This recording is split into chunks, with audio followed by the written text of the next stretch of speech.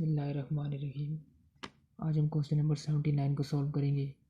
The basic function of circuit breaker is. देखिए इसका answer तो सिंपल क्या होगा, हमारे पास ये आर को रिमूव करने के लिए यूज़ होता है। अब पहले ये कि हमारे पास आर प्रोड्यूस किस तरह होती है उसको समझ लें। मेरे पास एक इंडक्टेंस है, एक सोलिनॉइड है।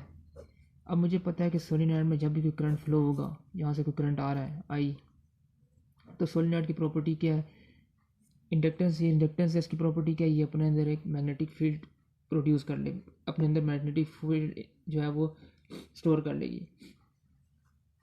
मैग्नेटिक फील्ड स्टोर कर लेगी। दूसरे मतलब मैं कहने का मतलब ये है कि जब मैं इसे बैटरी से रिमूव करूँगा तो ये मेरे पास एक मैग्नेट बन जाएगा। अब कोई भी आयरन का पीस मेरे इस करीब लाऊंगा तो इसे क्या कर देगा, अट्रैक्ट कर देगा। एक तो ये इसकी प्रॉपर्टी, इसके अंदर इसकी एक प्रॉपर्टी की। दूसरी प्रॉपर्टी क्या हुई इंडक्टेंस की, कि हमें पता है कि इंडक्टेंस जो क्या होगा, चेंज ऑफ करंट को अपोज करेगा। अब ये पहला केस था, हमारे पास कुछ ना कुछ 10 एम्पेयर का करंट जा रहा था, ये बैटरी के साथ लगा हुआ था। तो अब इंडक्टेंस क्या कहेगा, इंडक्टेंस की ये प्रॉपर्टी होती है कि ये 10 एम्पेयर का करंट एंड तक रहे, इसमें कोई चेंज नहीं होना चाहिए, क्योंकि एक बार इसने 10 एम्पेयर करंट ले लिया है।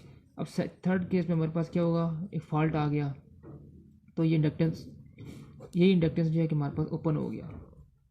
अब ओपन हो जाएगा, क्या होगा, ये तो चाहेगा 10 एम्पेयर के हम इसके अंदर ही रहे, लेकिन अब ये ओपन हो गया। अब इस चेंज को अपोज किस तरह करेगा, ये एक वोल्टेज इंड्यूस कर देगा, V=L/di/dt। जो इसके अंदर चेंज हो रहा है उसको अपोज करने के लिए इतनी ह्यूज अमाउंट में एक वोल्टेज इंड्यूस कर देगा। अब ये वोल्टेज इंड्यूस करेगा, क्या होगा, हमारे पास एयर की भी एक डाइलेक्ट्रिक स्ट्रेंथ होती है कि कुछ डाइलेक्ट्रिक स्ट्रेंथ तक ये एयर जो है इंसुलेटर की तरह काम करेगी, लेकिन बहुत ह्यूज अमाउंट में इसने जो है वो अपोज करेगा। तो यहाँ पे हमारे पास क्या हो जाएगा, यहाँ पे आर्क प्रोड्यूस हो जाएगी, ये आर्क हमारे पास आ गई। अब ये आर्क लग जाएगी। अगर फिर भी समझ नहीं है तो बस ये समझ लेना कि हमारे पास मैग्नेटिक फील्ड जो इसने स्टोर कर रखी है उसको डिस्चार्ज करेगा। जब डिस्चार्ज करेगा तो ये एक आर्क प्रोड्यूस हो जाएगी। अब हमने इस आर्क को रिमूव करना है। अब इसको आर्क को रिमूव करने के लिए हम क्या यूज़ करेंगे, सर्किट ब्रेकर यूज़ करेंगे। सर्किट ब्रेकर का काम क्या होता है, इस आर्क को रिमूव कर दे। अब सर्किट ब्रेकर की डायग्राम समझ लें। ये जो डायग्राम है सर्किट ब्रेकर की है, उसी तरह मैंने बताया एक 100 एम्पेयर जो है हमारे पास सेफ लिमिट है। यहाँ पे एक लोड लगा हुआ है, इस लोड में 100 एम्पेयर तक ये लोड जो है वो बर्दाश्त कर सकता है। लेकिन 100 एम्पेयर से ज़्यादा 105 एम्पेयर आ गया, मतलब फॉल्ट आ गया। अब वही होगा, यहाँ से करंट जाएगा, सीटी लगा रखे, सीटी से सेकेंडरी में जो करंट चला जाएगा, वही सोलिनॉइड है जो हमने बताया था। सोलिनॉइड क्या होगा, इसकी प्रॉपर्टी क्या है, मैग्नेट बन जाती है जो करंट पास होगा। तो अब ये मैग्नेट बन जाएगी, तो ये हमारे पास कॉन्टैक्ट है, तो ये क्या हो जाएंगे, ये नॉर्मल कंडीशन में तो ओपन रहेंगे, करंट नहीं फ्लो हो सकता। लेकिन अब जो ही फॉल्ट आएगा तो ये इसको अपनी तरफ अट्रैक्ट करेगा, तो ये कॉन्टैक्ट है, ये हमारे पास यहाँ पे आ जाएंगे इस पोजीशन में, ये क्लोज हो जाएंगे, मतलब ये सर्किट कहूँ तो यूँ क्लोज हो जाएंगे। अब क्या होगा, करंट हमारे पास यहाँ पे फ्लो होना शुरू हो जाएगा। अब जब करंट फ्लो होना शुरू हो जाएगा, फिर वही सोलिनॉइड है ये हमारे पास एक किस्म का, तो ये क्या हो जाएगा, ये मैग्नेट बन जाएगा। ये जो हमारे पास कॉन्टैक्ट है नॉर्मल कंडीशन में तो हमारे पास क्लोज होंगे, करंट जा रहा होगा लोड के पास। तो ये फॉल्ट आएगा तो क्या होगा, इसे अपनी तरफ अट्रैक्ट कर देगा, ये ओपन हो जाएंगे, तो हमारे पास क्या हो जाएगा, करंट आगे जाएगा नहीं। 105 एम्पेयर है वो करंट आगे नहीं जाएगा, हमारे पास लोड जो डैमेज होने से बच जाएगा। तो सर्किट ब्रेकर का सारा यही काम होता है। यहाँ पे जो आर्क लगी है हमारी, इसको रिमूव करने के लिए हम क्या यूज़ करते हैं, the basic function of circuit breaker यही है, आर्क को रिमूव करने के लिए। अब 81 में क्या, the power factor of the arc in circuit breaker is. ये जो हमारे पास आर्क लगी है, यहाँ पे जो आर्क आई थी हमारे पास, अभी हमने देखा है इस केस में भी, और ये जो केस है हमारे पास, जो एनर्जी स्टोर हुई है इसको डिस्चार्ज करेगा तो हमारे पास यहाँ पर आर्क लग जाएगी। उस आर्क का पावर फैक्टर क्या होगा, देखें आर्क क्या होता है, हमारे पास एक किस्म का रजिस्टर ही होता है, हीटअप हो गया ना रजिस्टर, और रजिस्टर का पता है हमारा पावर फैक्टर क्या होता है, यूनिटी होता है, यूनिटी पावर फैक्टर होगा। आर्क भी किस्म का रजिस्टर ही होगा, तो इसलिए इसका क्या हो जाएगा, ऑलवेज यूनिटी पावर फैक्टर होगा इस आर्क का। अब air blast circuit breaker are usually use for. अब एयर ब्लास्ट सर्किट ब्रेकर वही होगा कि हमारे पास यहाँ पे जो आर्क लगी थी, हमने इस आर्क को रिमूव करना है सर्किट ब्रेकर के थ्रू। अब सर्किट ब्रेकर जो है वो हमारे पास आर्क रिमूव करने के बहुत से तरीके होते हैं। ये जो आर्क लगी है, एक तो हमारे पास तरीका क्या होगा, हम एयर की मदद से इस आर्क को रिमूव कर दें, एयर के तौर पर जो है ना आर्क रिमूव हो जाए। दूसरा क्या है, हमारे पास SF6 गैस भी हम यूज़ करते हैं, उससे भी इस एयर को रिमूव कर लेते हैं। तीसरा हमारे पास एक ऑयल भी होता है, ऑयल सर्किट ब्रेकर, उसकी मदद से ये जो हम आर्क को रिमूव कर देते हैं। यहाँ पे जो सर्किट में देखें जो हमारे पास आर्क लगी थी, तो एयर ब्लास्ट में क्या होगा, हमें पता है कि साइन वेव है हमारे पास, एसी वेव यूँ ही होती है। अब जो ही हमारे पास जो करंट ज़ीरो हो जाएगा, कुछ देर के लिए करंट ज़ीरो होगा, तो फौरी तौर पर हम जो क्या होंगे एयर ब्लास्ट यूज़ करेंगे, ताकि यहीं पे जो है ना करंट इंक्रीज़ होने से पहले यहाँ पे ज़ीरो हो रहा है, जब आर की यहाँ जहाँ पे आर्क होगा वो हमारे पास कम से कम ज़ीरो ही होगा, तो यहाँ पे हम जो है ना एयर को ब्लास्ट कर देंगे, air blast circuit breaker use करेंगे, ताकि हमारे पास जो आर्क जो आर्क यहाँ पे लगी हुई है ये रिमूव हो जाए। तो एयर ब्लास्ट सर्किट किस तरह यूज़ करेंगे, रिपीटेड बार बार यूज़ करेंगे, रिपीट करते रहेंगे। यहाँ पर अगर नहीं लगी आग, अगर आर्क नहीं बुझेगी तो क्या होगा, नेक्स्ट सेकंड में फिर जो है ना करंट हमारे पास ज़ीरो हो जाएगा, तो फिर हम जो है ना air blast circuit breaker use करेंगे इस आर्क को रिमूव करने के लिए। अब ये जो क्वेश्चन है 84, इसमें भी यही लिखा है, pressure of air in air blast circuit breaker, जो प्रेशर क्या होगा 10 to 30 kg/cm² होगा।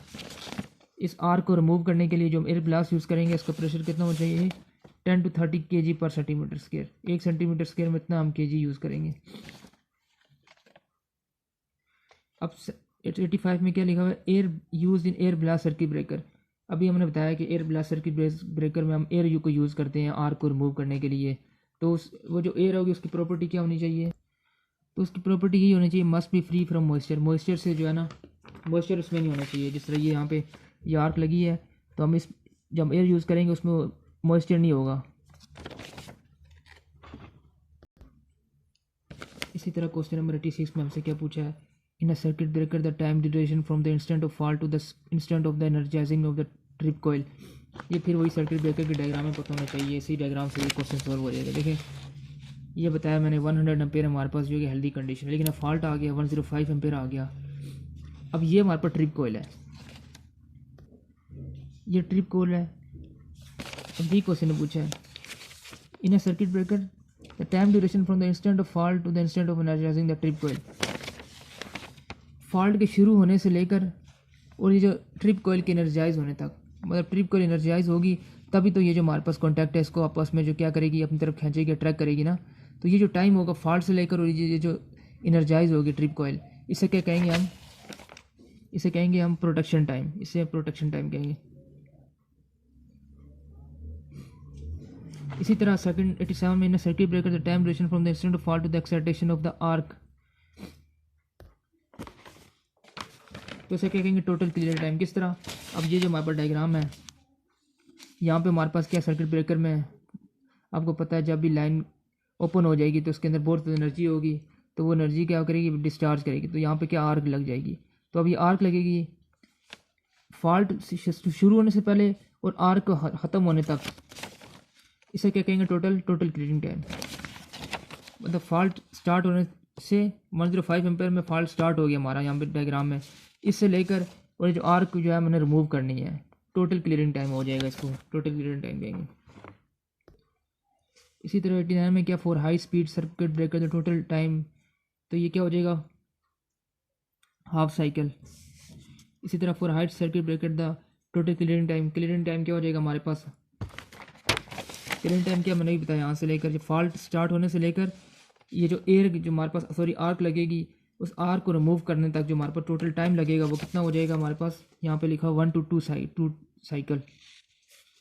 इसी तरह in a power factor, if the power factor of the zero the active recovery voltage will be. अब ये मैक्सिमम क्यों होगी इसको समझ लें। सबसे पहले तो ये समझ लें पावर फैक्टर ज़ीरो हमें ये पता है कि इंडक्टर्स का होता है, इंडक्टर का पावर फैक्टर ज़ीरो होता है। अब एक्टिव रिकवरी वोल्टेज का मतलब क्या है, फिर वही डायग्राम जो अभी हमने की है,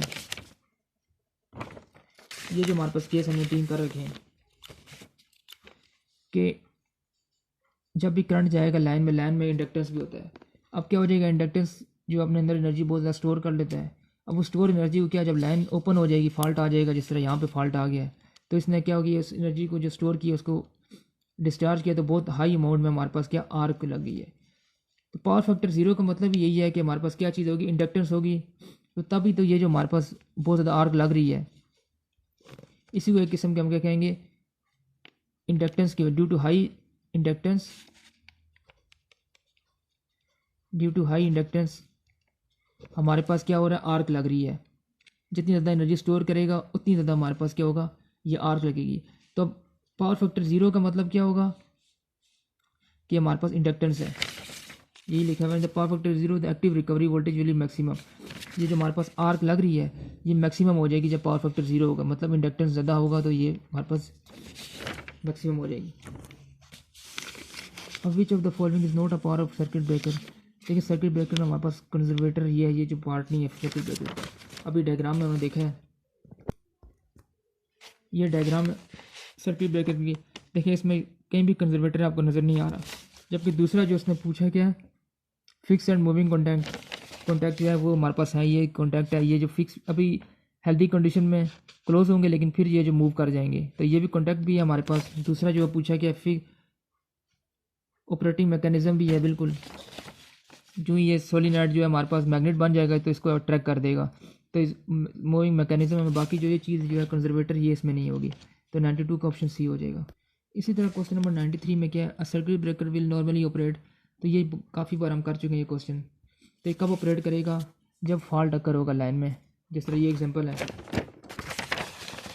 हेल्दी कंडीशन में हमारे पास 100 एम्पेयर करंट जा रहा है तो लोड के पास जाता रहेगा, सर्किट ब्रेकर हमारे पास क्या है क्लोज कंडीशन में, ये क्लोज है किस्म का। लेकिन फॉल्ट 105 एम्पेयर आ गया तो हमने ऐसा मैकेनिज्म सेट किया हुआ सोलिनॉइड होगा, इसको अट्रैक्ट कर देगा और ये भी ये क्या करेगा इसको अपनी तरफ खींच देगा, तो करंट लोड में नहीं जाएगा। तो कब ये ऑपरेट किया, जब इसमें फॉल्ट आया, तो ये लिखा हुआ है व्हेन एवर द फॉल्ट जब अकर होगा तो हमारे पास ये हो जाएगा।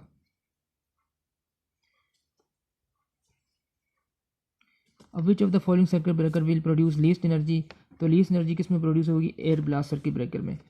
हमें पता है कि जब भी ये आर्क जब लगेगी, आर्क प्रोड्यूस होगी तो इसको रिमूव करने के लिए हमारे पास बहुत से मेथड हैं। इस आर्क को रिमूव करने के लिए हम चाह रहे हैं जल्दी से जल्दी आर्क रिमूव हो और ये जो हमारे पास लाइन जो है वो चल जाए। तो एयर ब्लास्ट सर्किट ब्रेकर में हमारे पास least amount of arc produce होगी।